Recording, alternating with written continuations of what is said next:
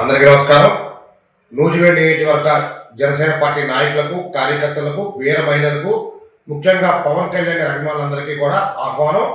ఈ నెల 22వ తారీఖు అనగా సోమవారం ఉదయం మధ్యాహ్నం 3 గంటలకు భారతరత్న దివంగత అటల్ బిహారీ వాజ్పేయి గారి యొక్క కాంస్య విగ్రహ ఆవిష్కరణ ఏలూరులోని ఆశ్రమ కాలేజీలో జరుగుతుంది. కాబట్టి కూటమి నాయకులు అందరూ కూడా ఈ కార్యక్రమంలో పాల్గొవాలని భారతీయ జనతా పార్టీ పిలుపునిచ్చింది.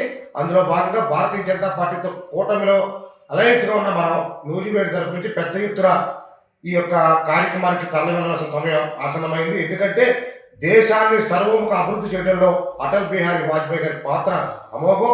భారత ప్రధానిగా వారు అందించిన సేవలని మనందరం కూడా స్మరించుకోవాల్సిన సమయం ఆసన్నమైంది.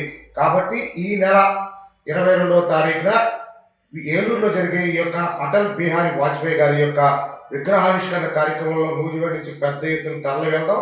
కాబట్టి మీ ఎవరైనా సరే ఈ యొక్క కార్యక్రమాలకి రావాలి అనుకునే వాళ్ళు ఈరోజు సాయంత్రం లోప సమాచారం అందిస్తే నూజివీడు నుంచి జనసేన పార్టీ తరఫున వెహికల్స్ని ఏర్పాటు చేయడం జరుగుతుందని సందర్భంగా మీకు తెలియజేస్తున్నాను.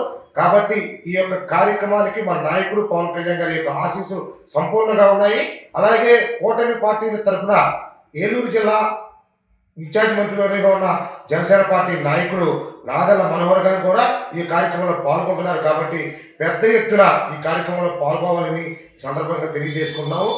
జై హింద్, జై జనసేన, భారత మాతాకి జై.